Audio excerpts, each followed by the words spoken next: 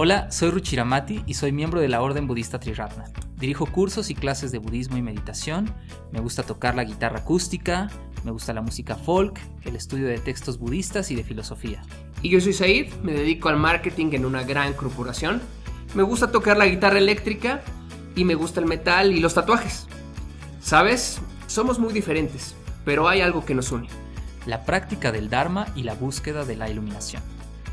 Esto es Tras la Senda del Buda, un podcast donde hablaremos desde la perspectiva budista sobre temas relevantes e irrelevantes de la vida cotidiana. Bienvenidos. Hola, ¿cómo están todos, amigos Budescuchas? Una semana más y estamos aquí nuevamente con ustedes. ¿Cómo estás, Ruchiramati? Muy bien, buenas noches, días, tardes, ¿no? Dependiendo de la hora en la que estés escuchando este cuarto episodio de nuestro podcast Tras la Senda del Buda. Yo estoy muy bien. ¿Tú cómo estás, Said? Pues muy bien, encantado de estar una vez más con todos nuestros Budescuchas que afortunadamente nos han escrito en el podcast, han empezado a interactuar en diferentes redes, en Spotify, en YouTube, y eso nos gusta muchísimo porque podemos saber más de ellos y podemos saber si les está gustando lo que estamos haciendo, de qué otros temas les gustaría hablar, y que justamente el tema que hoy... Espera, ¿por qué salieron unos globos? Es la celebración, porque ¿no? Ok, bueno, para que... La gente está diciendo cosas, está comentando. Okay.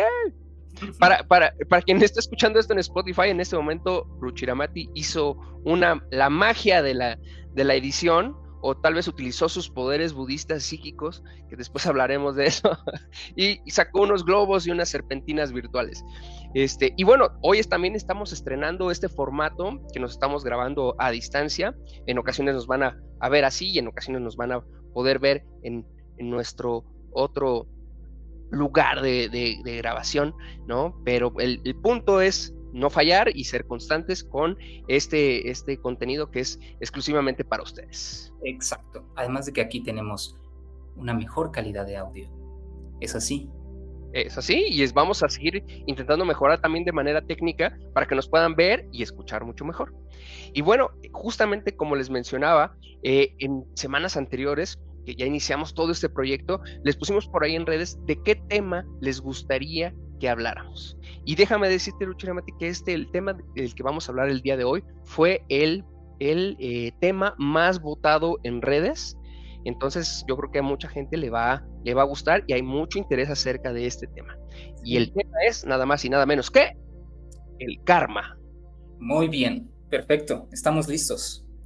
Y bueno, Ruchiramati, platicábamos tú y yo que hay una concepción ahora en cultura pop, en el día a día, de lo que es el karma, ¿no? Por ahí seguramente has escuchado, pues mucha gente que no tiene ningún tipo de experiencia o conocimiento con el tema del budismo, que ya menciona esta palabra, ¿no? Y siempre mencionan como que el karma es esa cosa que te castiga cuando tú haces algo negativo y entonces estás alimentando el karma, que es algo que eventualmente va a venir como monstruo y te va a castigar por las noches, ¿no? No te va a dejar dormir, o que eventualmente te va a suceder algo malo, cual si te cruzaras con un gato negro por la noche, pasaras bajo una escalera y todas esas cosas de la mala suerte, ¿no? Sí. Pero, ¿qué es exactamente el karma, Ruchiramati?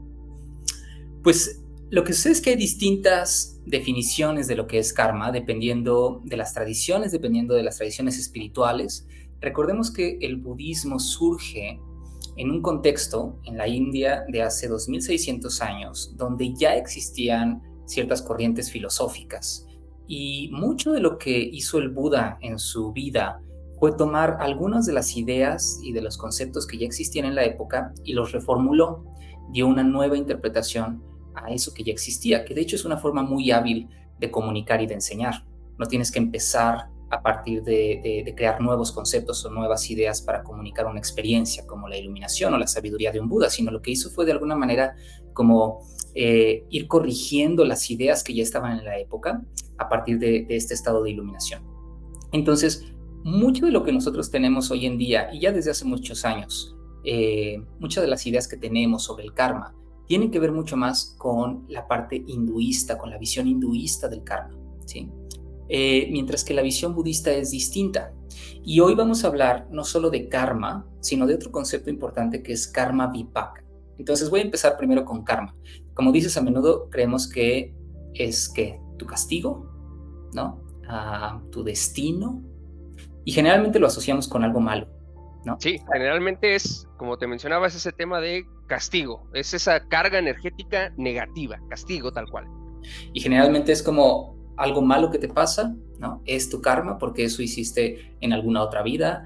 A veces Claro. incluso la gente piensa que, no sé, si yo pateo un perro, van a venir 7 perros y me van a morder, ¿no? Incluso hasta en términos numerológicos, a veces la gente lo piensa así. Pero en realidad, karma, la palabra karma significa acción. Karma significa acción, pero no es cualquier tipo de acción, sino es una acción que tiene una intencionalidad detrás. Es una acción que nosotros hacemos con voluntad y con un estado mental subyacente, con una intención, con una emoción, con una, ya sea una intención autocentrada o una intención también empática, altruista. Entonces, karma son todas nuestras acciones intencionadas. Y nuestras acciones con intención pueden ser ya sea hábiles o basadas en amor, en generosidad, en empatía, en claridad, o pueden ser acciones mucho más autocentradas, en donde solo actuamos a partir de buscar un bienestar únicamente propio, ¿no? Acciones egoístas o acciones que tienen que ver con estados mentales de odio, de avidez, de ignorancia, de confusión. Y básicamente lo que nos dice el budismo es que esas acciones tienen consecuencias y que las acciones o las consecuencias de estas acciones les llamamos karma vipaka. Vipaka quiere decir fruto. Entonces es el fruto de la acción. Eso es lo que en general entendemos como o malinterpretamos como karma, ¿no? Como las consecuencias de alguna acción, quién sabe cuál, no sabemos muy bien de dónde viene o cuál fue, pero es la consecuencia. Y en realidad, karma es la acción con intención y karma vipaka es la consecuencia o el fruto de esas acciones. Entonces tenemos aquí dos conceptos, karma tal cual Así y es. karma vipaka, ¿no? Una es la acción y la intención con la cual se realiza esa acción y el karma vipaka entonces sería lo resultante a esa acción que hemos emprendido y sobre todo la intención que hemos tenido al generar esa acción, ¿no? Exactamente. Y esas consecuencias, esos frutos o esos resultantes, como tú lo dices, pues pueden ser de varias clases, ¿no? Un resultante no necesariamente agradable tiene que ser negativo. Por ejemplo, cuando uno empieza a cultivar acciones más éticas y sabe que mentir no es una acción hábil, no es una acción que nos va a llevar a estados de tranquilidad, ¿no? Generalmente cuando mentimos podemos estar constantemente preocupados porque alguien nos vaya a descubrir. Claro, en algún momento siempre sale la verdad. Exacto, ¿no? Y por ejemplo, esa clase de preocupación, eso es un karma vipaka. Ese es el resultante de nuestro karma de mentir con una intención torpe o una intención egoica. Entonces, el resultado muchas veces lo vamos a experimentar en nuestra propia mente, ¿sí? Se dice que karma crea carácter, forma nuestra personalidad. Y también, supongamos que hemos estado tratando de practicar la ética budista, hemos tratado de cambiar estos hábitos, por ejemplo, de mentir, y sabemos que tenemos que decir una verdad, sabemos que tal vez vamos a confesar algo que no hemos hecho del todo bien. Esa acción en sí misma es una acción muy hábil, el poder confesar, el poder pedir perdón, y no se siente nada bien, ¿verdad? Pero de hecho es algo muy positivo, esa acción en sí misma. Entonces karma tiene como, no es blanco y negro, ¿verdad? Tiene sus matices, porque somos seres complejos, nuestras acciones y nuestras intenciones a menudo también son complejas, son mezcladas, y por eso es tan importante que empecemos a conocer nuestra mente, que cultivemos atención consciente, porque eso nos va a ayudar a empezar a averiguar cuáles son realmente las intenciones detrás de nuestras acciones y también empezar a ver cuáles van a ser las consecuencias de estas acciones que yo estoy tomando día con día. Y bueno, a ver, aquí me surge una duda, Ruchiramati. Estamos hablando justamente del tema de la intención, ¿no? Pero a veces hay acciones que pueden ser consideradas negativas o no hábiles, pero con una buena intención, ¿no? Y que Mm, seguramente van a producir un karma vipaka, mm, probablemente también negativo, ¿no? Voy a inventar un ejemplo, ¿no? mm, Supongamos que alguien comete un acto violento, mm, pero basado en la idea de la justicia, ¿no? mm, O de proteger su vida, ¿no? O proteger a otra persona, su intención es una intención positiva, mm, más su acción, su actuar, está mm, basada a lo mejor en el tema de herir, de mm, violentar a otra persona, y probablemente eso va a tener acciones negativas para esta persona, aunque su mm, intención de inicial fue buena, ¿no? Entonces mm. ahí, ¿cómo podríamos manejar este concepto? Mm, Es interesante porque ¿quién juzga qué intención es buena y qué intención no lo es? Es decir, también culturalmente tenemos una idea, por ejemplo, de la justicia, que es algo bueno, que es algo aceptable, y no necesariamente ciertas ideas que nosotros categorizamos como buenas en sí misma por el tipo de mundo en el que vivimos, por un contrato social, de hecho van a ser espiritualmente hábiles. Es decir, uno se podría escudar en la justicia para esconder o no ver claramente que detrás de eso también hay un estado de deseo de venganza, ¿sí? Ujú. De deseo de que el otro tenga su merecido, ¿no?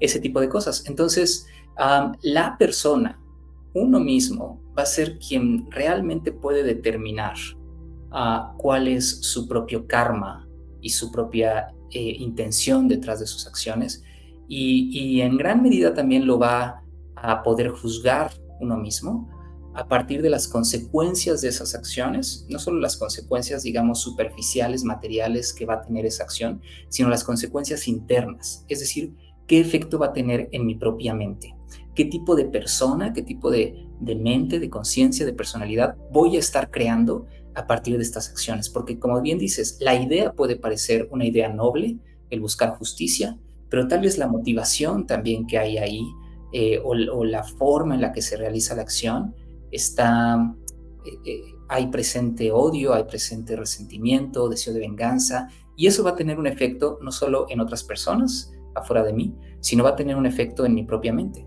en mi propia conciencia.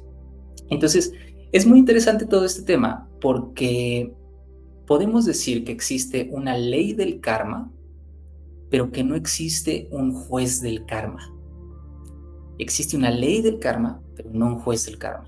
¿Qué quiere decir? Que no hay una clase de Dios o de, sí, magistrado, ¿no?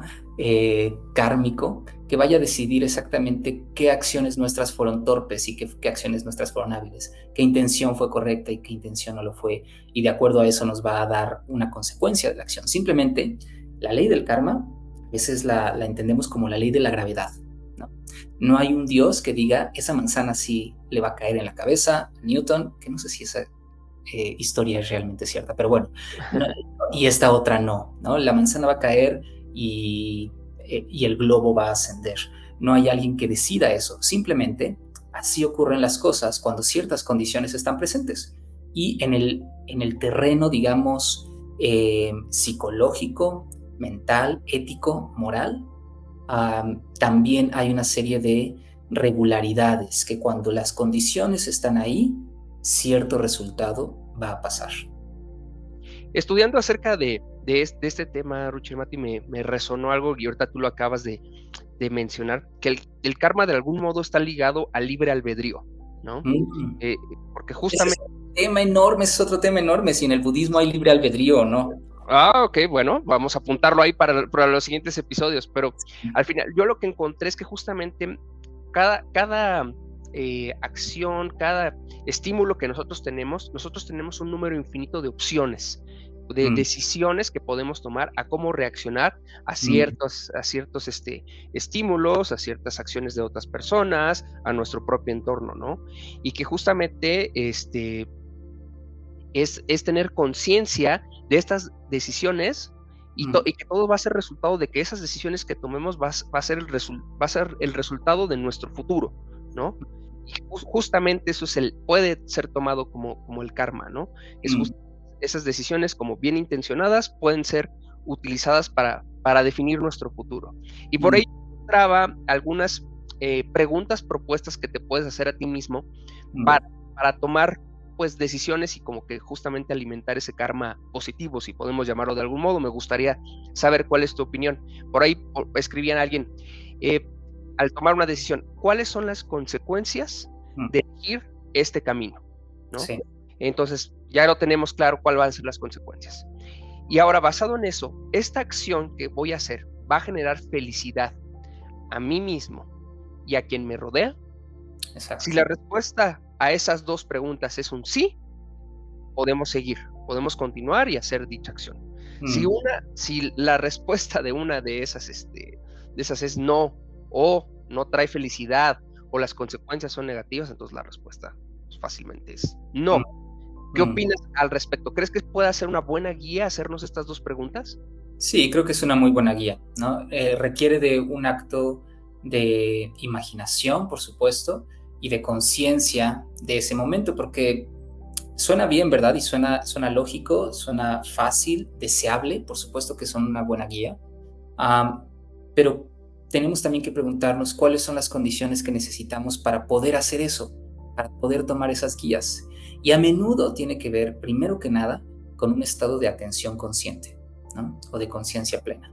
Porque a menudo vivimos de una forma muy reactiva, tenemos una mente reactiva, tenemos una mente que naturalmente reacciona a partir de ciertos estímulos. Entonces, cuando hay un estímulo que no nos parece agradable, naturalmente reaccionamos de una manera con rechazo, ¿no? Tratando de alejarnos de eso.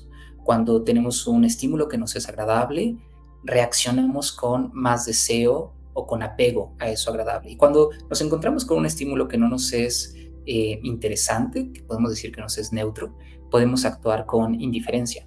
Y el problema es que la reactividad es simplemente un instante en el cual actuamos de manera casi automática. Eso, de hecho, es karma vipaka, es decir, nuestra mente reactiva es de esa forma porque una y otra vez hemos decidido actuar con rechazo a lo que no nos gusta, apego a lo que nos gusta e indiferencia a lo que nos es neutral.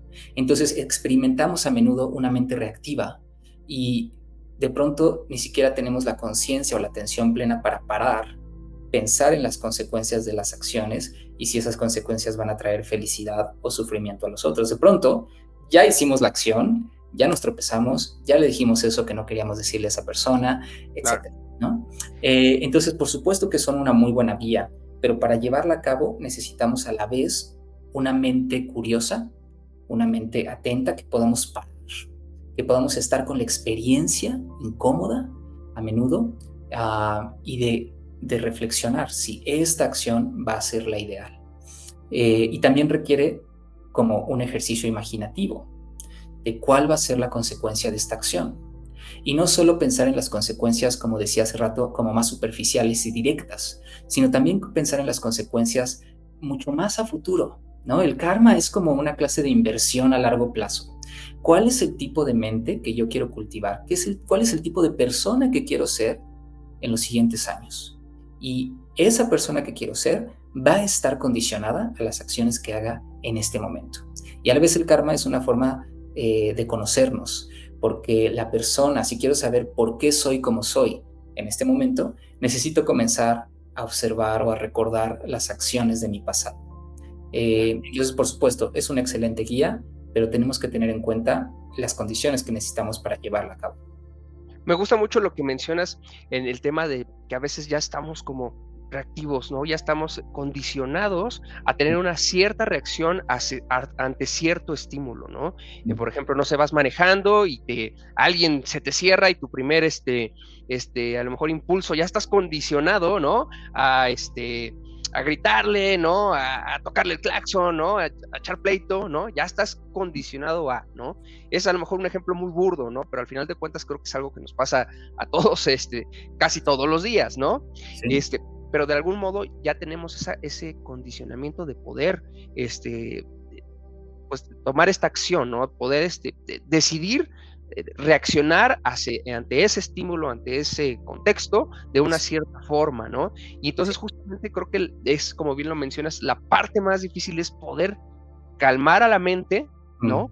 Detenerlo en seco, ¿no? A la mente y decir, espera, ¿por qué voy a reaccionar de este modo, ¿no? Sí. Entra a ver, ¿qué voy a hacer? ¿O qué acción resultante va a ser que yo le grite o que me baje a pelear, ¿no? ¿Cuáles son todas esas acciones que pueden suceder basadas en la decisión que voy a tomar en el próximo segundo, ¿no?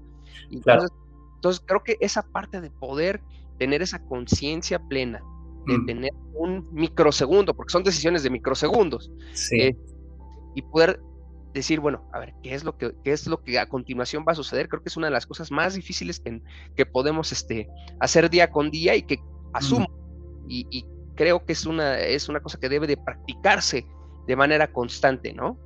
Todo el tiempo, todo el tiempo. Y yo no sé si es tan difícil, la verdad. Creo que lo bueno es que momento a momento, como bien decías, podemos tomar decisiones. Podemos, de hecho, decidir, y lo estamos haciendo todo el tiempo. Y hace rato pensaba en algo interesante. Cuando reaccionamos, pareciera que no decidimos hacer las cosas, ¿no? ¿En qué momento tomé la decisión de gritarle a esa persona? A veces pareciera que ni siquiera tomé yo esa decisión, simplemente fue la mente reactiva ahí inmediatamente encendiéndose, ¿no? Como dicen, eres de mecha corta. Pero en realidad hemos tomado esa decisión desde mucho antes. Y ahorita me acordé de la película de Matrix. No sé si te acuerdas que cuando habla con el oráculo, ella le dice algo así, ¿no? Como lo decidiste hace mucho tiempo. Sí. Lo decidiste hace mucho tiempo. Y podemos pensar que cuando hemos reaccionado de una forma pareciera muy reactiva, en donde fue en piloto automático, que ni siquiera lo vimos venir esa reacción, lo hemos decidido hace mucho tiempo cuando empezamos a cultivar ciertos hábitos de manera consciente, ciertas intenciones, ciertos estados mentales, ciertas actitudes en relación a nosotros y en relación a otras personas. En ese momento decidimos que tal vez muchos años después nuestra mente automáticamente reaccionara de cierta manera. Pero la conciencia es maravillosa. Los momentos de atención consciente cambian todo el panorama, cambian la ecuación. Un momento de atención consciente nos da el poder de decisión de ser de una manera diferente. Y en ese momento, simplemente el hecho de tomar conciencia, incluso si voy a reaccionar de igual forma, pero si estoy consciente y empiezo a notar la consecuencia de esa acción, ese momento de conciencia también es una acción, también es un karma, y es un karma muy positivo. El empezar a ser conscientes de nuestro propio karma en sí mismo es un karma muy positivo que más y más, si lo practicamos, si cada vez somos más conscientes de nuestras acciones, de sus consecuencias y de cómo se va desenvolviendo nuestra vida, cómo se va creando nuestro carácter, nuestra personalidad, cómo se va creando nuestra vida realmente y la forma en la que vivimos el mundo. A partir de nuestras acciones, empezaremos a desarrollar una clase de sensibilidad ética, si lo quieres ver así, una sensibilidad ética, una sensibilidad de comportamiento. Y entonces nos será mucho más fácil y decir, no, voy a actuar de una manera diferente, porque ya nos hemos sensibilizado a ese proceso de que acciones tienen consecuencias. Entonces, tomar conciencia es una acción kármica en sí misma muy positiva, muy, muy positiva. Buenísimo. Sabes, ahorita que lo mencionabas, me recuerda ahí un tema de psicología que nuestros amigos budescuchas que se dediquen a esto nos van a poder explicar mucho mejor, pero recuerdo estos experimentos de Iván Pavlov del tema del condicionamiento, ¿no? Sí. Para quien no lo sepa, el experimento clásico mencionaban que ponen a un perro y suenan una campana, ¿no? Y cada vez que suenan esta campana le dan de comer al perro, ¿no? Y esto pasa por mucho tiempo y condicionan al perro que cada vez que toquen esa campana, el perro come, ¿no? Claro. Eventualmente, únicamente tocan la campana, mas no ponen comida al perro. Pero el perro asocia la campana con comer y el perro empieza a salivar, ¿no? Exacto. Entonces está condicionado justamente al sonido de la campana en la reacción natural que ya está de manera fisiológica Sí. tenía el perro, ¿no? Entonces creo que justamente ahí es, ¿qué campana ya tenemos todos en nuestra cabeza, ¿no? En nuestro día a día, que al escucharla detona en nosotros algo, ¿no? Puede ser el que se te cerró en el coche, el vecino ruidoso, no sé, tu compañero de trabajo que sientes que no hay ahí mucha química. ¿Cuáles son esas campanas, ¿no? que tenemos ya y cómo reaccionamos ante todo eso ya de manera natural y hasta inclusive ya de manera física podemos tener hasta inclusive un malestar, ¿no? Y Por eso su- es justamente un condicionamiento puro en todas las personas y que nos sucede a todos día con día. Por supuesto, y a la vez incluso podemos reflexionar que nosotros somos la campana de alguien más, ¿no? ¿En qué momento nosotros También, estamos siendo condición para que los demás entren en ciertos estados mentales? Tampoco quiere decir que tomemos responsabilidad de los demás y tampoco quiere decir que nosotros tengamos que estar culpando a todas las demás condiciones, a todas esas campanas, porque podemos cambiar, podemos nosotros relacionarnos distinto con esas campanas, con esa persona que se nos metió en el tráfico, con esa relación difícil que tenemos con esa persona, con nuestras propias tendencias adictivas, por ejemplo, ¿no? Tenemos ahí muchas campanas, redes sociales, claro. comida, distracción, etcétera, etcétera, a lo que nuestra mente cree avidez, también podemos cambiar nuestra relación con esas campanas. Y creo que el karma es una enseñanza que además nos da mucho poder a nosotros mismos, nos da un sentido de agencia de nuestra propia vida, de que podemos tomar decisiones y que no necesitamos constantemente estar culpando a las condiciones que están a nuestro alrededor por nuestra felicidad o nuestro sufrimiento. Son nuestras acciones realmente las que importan. Y me gusta mucho que menciones la parte del condicionamiento, porque si nos vamos a la raíz de las enseñanzas budistas y de dónde viene también la enseñanza del karma, podemos rastrearla a partir de una enseñanza bien importante que es la enseñanza de Pratitya Samutpada, o la podemos traducir como la condicionalidad o el origen interdependiente. Y nos dice básicamente, el Buda lo explicaba de una forma muy sencilla y sus discípulos también, y decían que todo surge y cesa a partir de condiciones. Todo surge y cesa a partir de condiciones. Y cuando una condición surge, un fenómeno puede surgir. Cuando una condición cesa, ese fenómeno cesa. Cuando una condición no surge, el fenómeno no surge. Y cuando una condición no cesa, el fenómeno no cesa, ¿no? Entonces, la realidad misma es una clase de red infinita de condiciones cambiantes que están interactuando entre todas ellas, creando fenómenos, haciéndolos surgir y cesar.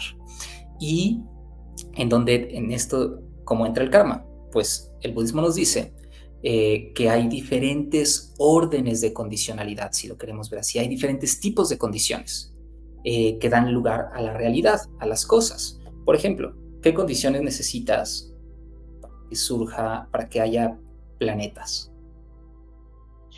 Pues necesitamos que exista el universo de entrada, Sí. ¿no? Que haya habido un movimiento estelar, ¿no? A lo mejor si nos vamos a la teoría clásica del Big Bang, que haya habido esta creación del universo, este choque de masas y que eso se haya ido a cierta distancia y luego que haya una estrella que puedan girar estos planetas alrededor de esa estrella, ¿no? Y todas esas condiciones para que exista un planeta y todavía después ya si nos vamos más para que una haya vida, pues son todavía una serie de condiciones casi infinita, ¿no? Exactamente, pues primero nos dice, existen condiciones físicas inorgánicas, que son todas estas que estás mencionando, por ejemplo, que es todo lo que estudia la física, ¿sí?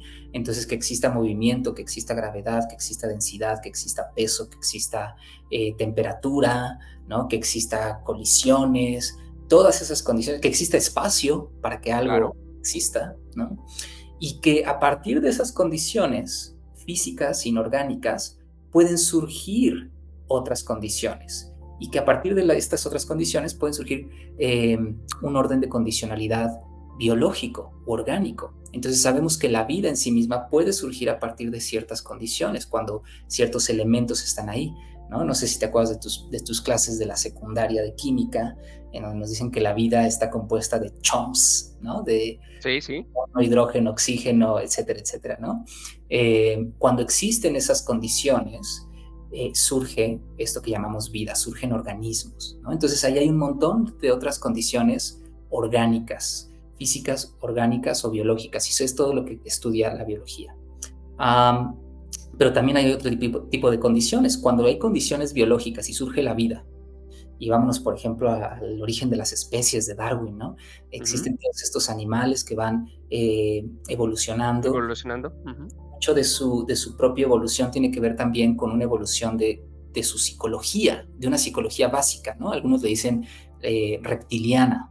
Entonces empieza a surgir un orden de condicionalidad psicológico. Es decir, que estos organismos que han surgido a partir de que existen las condiciones físicas apropiadas, empiezan a crear una interacción con el mundo de muy básico, de protección, de hambre, ¿no? De buscar un lugar seguro, de refugiarse, de reproducirse.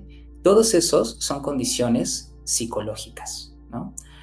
Y nos dice el budismo que en el desarrollo de todas estas condiciones físicas, biológicas, psicológicas, puede surgir un nuevo orden de condicionalidad, que es el orden de condicionalidad kármico. Entonces las acciones ahí, la psicología y la conciencia empieza a desarrollarse de tal forma, por ejemplo en los seres humanos, que empezamos no solo a ser puro instinto tú y yo, sino que también empezamos a desarrollar cosas o condiciones mucho más sutiles como intenciones, ¿verdad? Empezamos a desarrollar dos tipos de emociones. Empezamos a desarrollar una visión de que ahí estás tú, ¿no? Ahí estás tú. Acá estamos.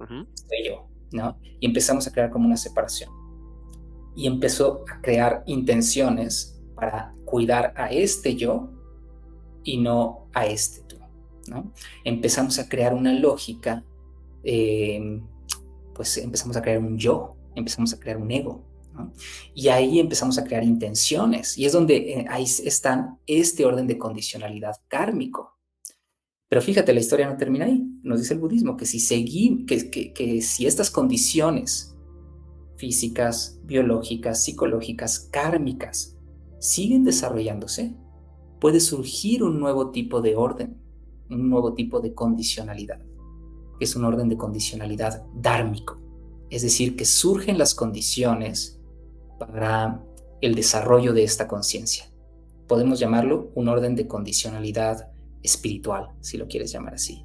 Entonces, karma es parte de esta ley de la condicionalidad. Son las condiciones de nuestras intenciones y nuestras acciones que tienen consecuencias.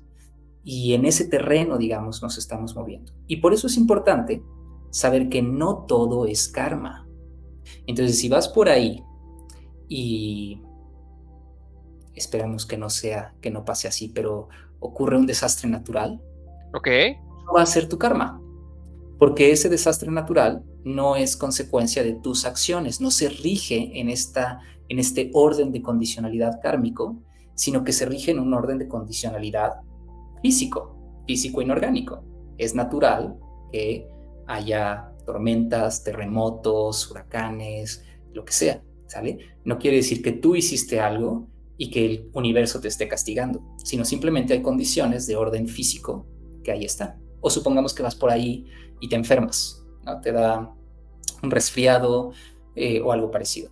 Pues no quiere decir que es tu karma, sino que un orden de condicionalidad biológico, pues ahí estuvo operando. Un virus, una bacteria, alguien te contagió, y no quiere decir que sea la consecuencia de tus acciones.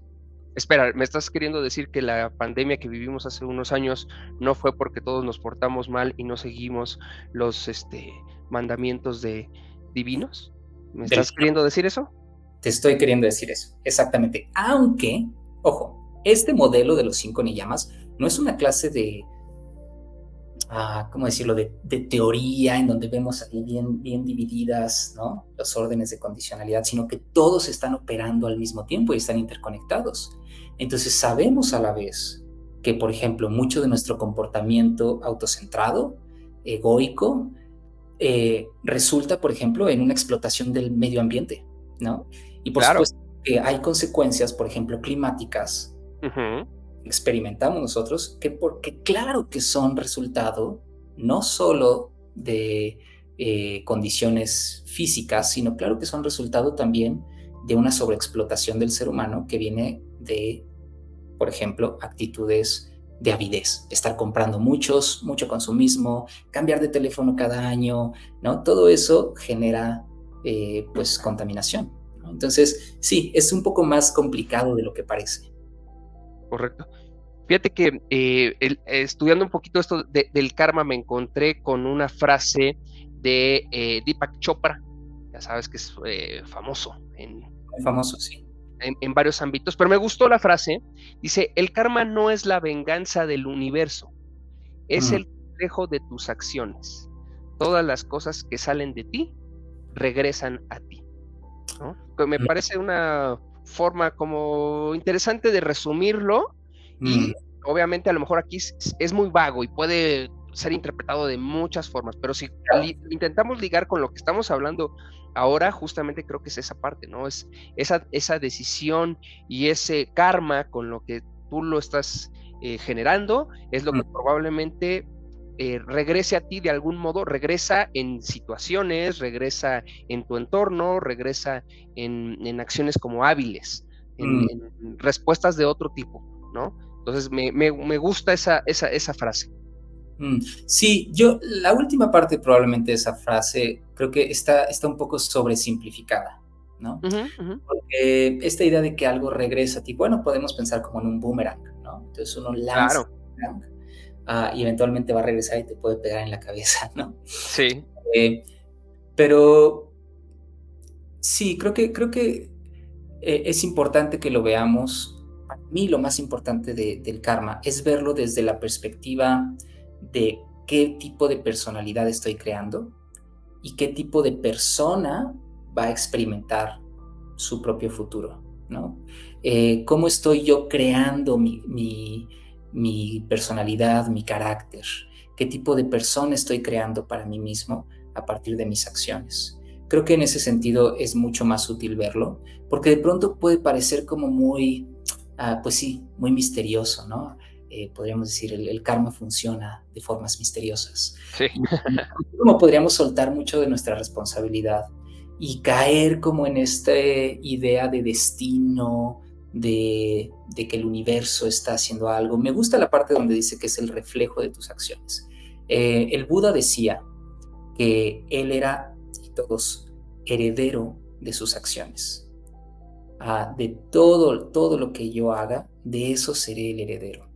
Entonces me gusta más esta forma, esta metáfora de la herencia, ¿no? Voy a heredar aquello, el resultado de mis acciones, ¿no? De mis acciones seré el heredero. Más que se me vaya a regresar algo, es aquello que voy a heredar, de alguna Qué manera. qué lindo, porque es una herencia hacia sí mismo, ¿no? Sí, Eso está bien, bien interesante, ¿no? exacto. Entonces, ahí para nuestros escuchas, herédense buenas acciones, herédense tranquilidad, herédense paz, ¿no? Sí. Ya si la Navidad, ustedes mueren y en la Navidad sus nietos están peleando por sus terrenos, ¿no? Pues ya eso es otra cosa, pero autorregálense esa tranquilidad, ¿no? Eso es importante. Muy importante. Ahora, Ruchiramati, voy a darle un pequeño twist aquí a la conversación, pero Súper. obviamente ligando a la parte del karma, ¿no? Una de las ideas básicas del budismo, hablamos mucho acerca del tema de la reencarnación. Y he Uh, escuchado el tema de que la reencarnación obviamente está ligado con este tema del karma. Obviamente nos podemos aventar otro capítulo completo o varios más específicamente de reencarnación. Pero si pudiéramos hacer un resumen muy breve para nuestros escuchas, ¿cuál es la relación entre este tema de la reencarnación y el karma? Es decir, si en esta vida, en esta proyección física que tengo en este momento, yo soy un malvado, un rufián, un gitano, un loco soñador, mm, voy a verme en mi siguiente reencarnación pagando por todo esto o cómo funciona? Qué interesante. Pues este tiene que ser otro episodio definitivamente para hablar más de esto. Pero primero podemos empezar con hacer una distinción entre reencarnación y renacimiento, que tienen como diferencias sutiles, pero son importantes. Y a veces se utilizan como sinónimos. Y de hecho vas a encontrar muchos textos budistas, sobre todo traducidos al español o que vienen del inglés, que tradujeron reencarnación o que hablan de reencarnación y no tanto de renacimiento, ¿sí? Reencarnación tiene la idea de que hay una clase de esencia en nosotros, un Atman o un alma. Atman es esta palabra muy importante en la tradición hinduista y védica, que es la idea de que es el yo sustancial, que trasciende todo, que aunque el cuerpo muera, hay una clase de Atman, de esencia, de alma o de yoidad, que permanecerá y que reencarnará en un nuevo cuerpo. Entonces, ese nuevo cuerpo es simplemente como una vasija, ¿no? Como un nuevo contenedor que contiene este Atman. Pero el budismo, y también ya lo hablaremos más a fondo en otro episodio, pues menciona que no hay un Atman, ¿sí? Que de hecho, una de sus doctrinas es la doctrina del Anatman. A quiere decir negación. Negación. Entonces, el Anatman es que no hay un yo fijo. No hay algo que tú puedas rastrear en tu experiencia que no esté cambiando y que no esté condicionado, que no esté interconectado a algo más, que no tenga una red de condiciones detrás que esté soportando ese fenómeno que llamo yo. Entonces, ¿cómo puede haber una reencarnación si no hay un Atman? Claro. Entonces, en el budismo se habla en varios contextos, incluido, por ejemplo, la tradición en la que yo practico, se habla más en términos de renacimiento que de reencarnación. Bien. Entonces, el renacimiento es un volver a nacer y volver a nacer y volver a nacer. Y en el nacer está también el morir, todo lo que nace envejece y muere. Y que los elementos de ese ser tienen un devenir o una nueva vida. Y que esos elementos, que a menudo se les llama los 5 skandhas, los 5 montones o los 5 elementos que nos componen, tienen un nuevo devenir. Pero a la vez es casi como morar en la contradicción, o más que en la contradicción, en la paradoja de que hay renacimiento sin que haya un yo. Y a menudo las personas preguntan, bueno, ¿y si no hay un yo que renace? ¿No? Si no hay un yo que renace, el renacer es el verbo, ¿dónde está el sujeto? ¿Quién es quien renace si no hay una esencia, un alma fija, algo ahí? Y ahí la cosa se pone un poco más misteriosa, ¿no? Porque ciertamente se dice que el tipo de renacimiento que alguien tendrá estará dependiente de su karma, es decir, de sus acciones. Entonces, si yo creo una serie de acciones torpes, voy a crear un tipo de mente, un tipo de conciencia que va a tener cierta tendencia, ¿no? Por ejemplo, si yo cultivo acciones de odio y todo el tiempo estoy pues actuando con base en odio, ¿no? Criticando a los demás, golpeando a los demás, yo qué sé, un montón de acciones basadas en odio. Pues la tendencia natural de esa conciencia o de esa mente va a ser la tendencia de odiar, de estar odiando, de estar rechazando a los demás, viendo a los demás como amenazas, etcétera, etcétera. Entonces se dice que al morir existe una clase de continuidad de ese ser, sin que haya un yo fijo o algo esencial que no cambie. Y que lo que renace de alguna forma son esas tendencias que hemos cultivado a lo largo de nuestra vida. Lo que renace es esa tendencia, por ejemplo, reactiva de odio, y va a renacer en una situación que de alguna manera resuene con ese odio, con ese tipo de mente, ¿no? Pero realmente pues es muy difícil de saber. Lo que nos dice el budismo es que una de las formas en las que puedes ver el renacimiento es en este mismo momento. Es decir, todo el tiempo estamos renaciendo, estamos, si lo quieres ver en términos de reencarnación, reencarnando, ¿sí?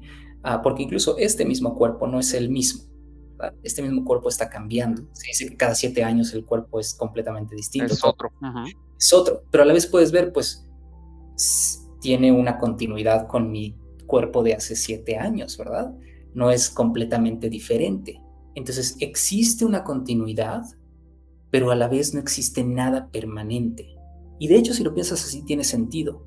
¿Cómo algo podría continuar si es permanente, fijo y sustancial? Algo fijo y sustancial no puede continuar o no puede, sí, tener una continuidad. Siempre estaría ahí. Entonces lo que nos dice el budismo es que existe el renacimiento sin algo que renazca. Renace todo el tiempo, día con día estamos renaciendo. Y estamos renaciendo, está renaciendo nuestra conciencia, nuestro sentido de yo, nuestras tendencias emocionales y psicológicas, y están renaciendo a partir de nuestras acciones pasadas. Y si somos un poco imaginativos, curiosos y nos ponemos un poco, que será místicos incluso, pues podríamos imaginar esto en una escala macro y pensar, bueno, después de mi muerte, de la muerte de este cuerpo, de este ser como lo conozco, sus elementos también tendrán un nuevo renacimiento. Por ejemplo, la parte del agua de mi cuerpo pasará a ser parte de algo más en el futuro. Uh-huh. La carne misma pasará tal vez a ser alimento de alguien más o de algo más, de algún ser. Mis huesos, el aire mismo que estoy inhalando y exhalando pasará a ser parte de la inhalación y la exhalación de una planta o de otra persona. Entonces, ¿por qué no pensar que también los conocimientos, las memorias, la conciencia, las actitudes, las emociones pasarán a ser parte del flujo de alguien más, que no voy a ser yo?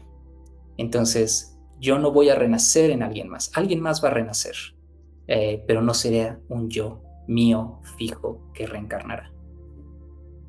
Wow.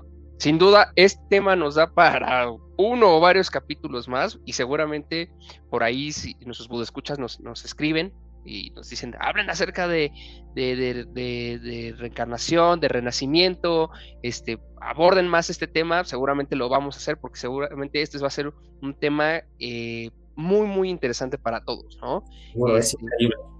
Y bueno, también aquí es importante invitar a nuestros budescuchas que nos escriban acerca de qué temas quieren que hablemos. También muy importante, cuáles son las campanas que detonan sus reacciones, que ustedes ya detectaron seguramente, ahorita con todos estos ejemplos y todo lo que nos acaba de mencionar Ruchira Mati, seguramente ya algo no dijeron, para mí mi campana es mi vecino, el que siempre hace ruido a las 3 de la mañana, por favor, escríbanlo. Creo que es importante, también nos sirve para sacarlo de nuestro sistema y nosotros para ser chismosos y ver qué es lo que les está pasando.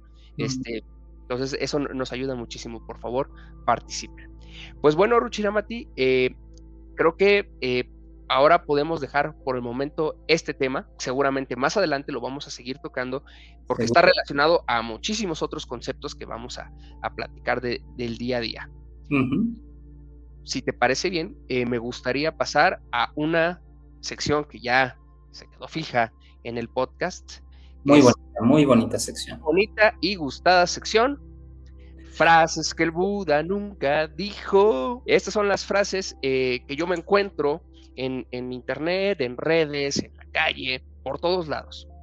La semana pasada te traje una frase que propiamente no decía que fuera del Buda, sin embargo encontramos que ahí tenía un tema budista. La que te traigo el día de hoy también es de cultura pop, súper actual, ¿no? Tampoco no está, aclaro, no en ningún lado dice que el Buda la dijo, pero tiene relación con lo que hablamos el día de hoy. Okay. También, como la semana pasada, evalué tu nivel de fan. Vamos a ver qué tan fan y qué tanto conocimiento tienes en la música esta semana, ¿no? Okay. Lo que te voy a leer a continuación es el coro de una canción, ¿no?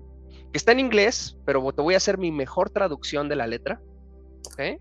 ¿Y si la en inglés? No, en el español, para que todos nuestros Buda escuchas la escuchen. Te lo prometo que mi traducción no es tan mal, ¿ok? A ver. Ahí te va. A ver si al final me dices de quién es esta canción, ¿eh? Listo, el coro dice: el karma es un dios. El karma es la brisa en mi pelo el fin de semana. El karma es un pensamiento relajante. ¿No tienes envidia de que para ti no lo sea? Dulce como la miel, el karma es un gato que ronronea en mi regazo porque me ama. Se flexiona como un acróbata de Las Vegas. El karma y yo vibramos así. Wow. Wow. Pues voy a fallar. Por favor, dinos de quién es. Bueno, pues para ti, para seguramente nuestros radioescuchas que sí son fan, ya saben de quién es. Esto es pues de una de las cantantes más emblemáticas y famosas de nuestros tiempos, Taylor Swift. Este ¿En es uno de serio? sus grandes éxitos de su canción llamada Soy Swiftie, Karma. te lo tengo que confesar. ¿Fuiste Swiftie? No soy Swiftie, no soy Swiftie. Ah, No, no. no la he escuchado lo suficiente, pero es como la cantante más con más éxitos ahorita, ¿verdad? Sí, eso es todo un ícono. De hecho, pues ya, como acabas de decir que nunca has sido Swiftie, no te puedo regalar uno de sus brazaletes que intercambian los fans en sus conciertos con frases lindas. Voy a esperar a que conozcas un poco más de las Swifties para que hagamos esto tú y yo y nos Ahora, volvamos muy, muy mejores amigos. Pero, pero bueno, aquí Taylor Swift ya nos está hablando del karma, ¿no? qué De interesante. alguna forma, y que me parece muy interesante porque también los chicos lo cantan, los chicos Sí, les resuena esta canción, ¿no? sí. Pero específicamente sabrán que están cantando, eso ya es otro tema, ¿verdad? Pero Oye, ¿qué parte te gusta más de esto que leíste? ¿Qué mira, es lo más interesante?